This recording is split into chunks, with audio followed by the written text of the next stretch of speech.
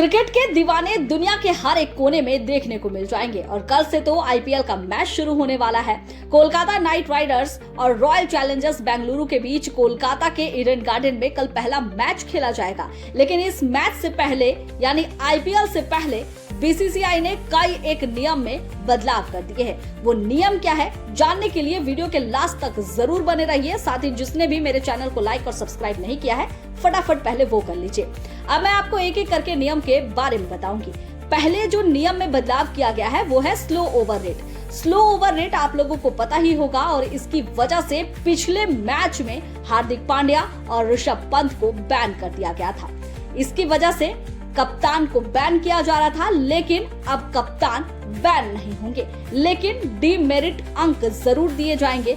25 से लेकर 75% तक फीस डिडक्ट की जाएगी, यानी मैच के लिए जो फीस दी जाती थी उसका 25 से लेकर 75% तक जो पैसा है वो डिडक्ट कर लिया जाएगा।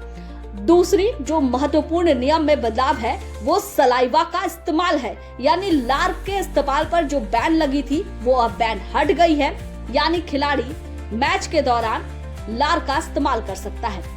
तीसरा महत्वपूर्ण जो बात है, जो नियम में बदलाव किया गया है वो आईपीएल के दौरान सेकंड बॉल का इस्तेमाल है। 11वें ओवर के बाद सेकंड बॉल का इस्तेमाल किया जाएगा। ज्यादातर ऐसा कहा जा रहा था कि ओस की बूंदें गिरने की वजह से बॉल स्लिप होती है और कहीं ना कहीं इससे बैट्समैन को फायदा होता है और इसी वजह से सेकंड बॉल के इस्तेमाल का नियम बनाया गया है। लेकिन ये भी कहा गया है कि एम्पायर इसमें लास्ट डिसीजन लेंगे और ये ज्यादातर रात के समय ही एप्लीकेबल रहेगी।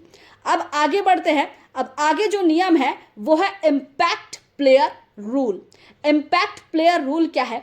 इम्पैक्ट प्लेयर रूल वो है एक मैच के दौरान एक खिलाड़ी को सब्स्टिट्यूट करने की अनुमति मिलती है, जिससे अनकैप्ड खिलाड़ियों को मौका मिले, ऐसे खिलाड़ी जो ज्यादातर मैच नहीं खेल पाते हैं।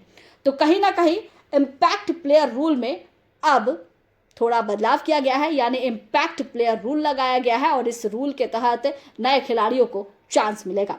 आगे बढ़ते हैं। पांचवा जो नियम है वो है वाइड हाइट वाली गेंद के डीआरएस। अब वाइड हाइट वाली गेंद के डीआरएस के नियम क्या है? ऊंचाई और ऑफ साइड वाली के लिए डीआरएस निर्णय समीक्षा प्रणाली में अब ऊंचाई के आधार पर नो बॉल और ऑफ स्टैंप के बाहर वाइड के लिए रेफरल शामिल होंगे। हॉकाई तकनीक और बॉल ट्रैकिंग के उपयोग से एम्पायरों को अब सही निर्णय लेने में मदद मिलेगी।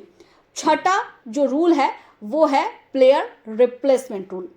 सबको पता है कि प्लेयर को रिप्लेस किया जाता है, लेकिन इस नियम में बदलाव ये कर दिया गया है कि एक सीजन के लिए जिस भी खिलाड़ी को रिप्लेस किया जा रहा है वो वापस नहीं आ सकता है।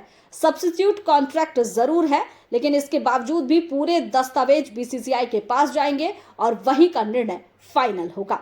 तो ये 6 नए नियम है जिस पर बदलाव किए गए हैं। मेरा ये वीडियो आपको कैसा लगा और जो बीसीसीआई की तरफ से नए नियम में बदलाव किए गए हैं वो कितने फायदेमंद खिलाड़ियों के लिए होने वाले हैं, कमेंट करके जरूर बताइएगा।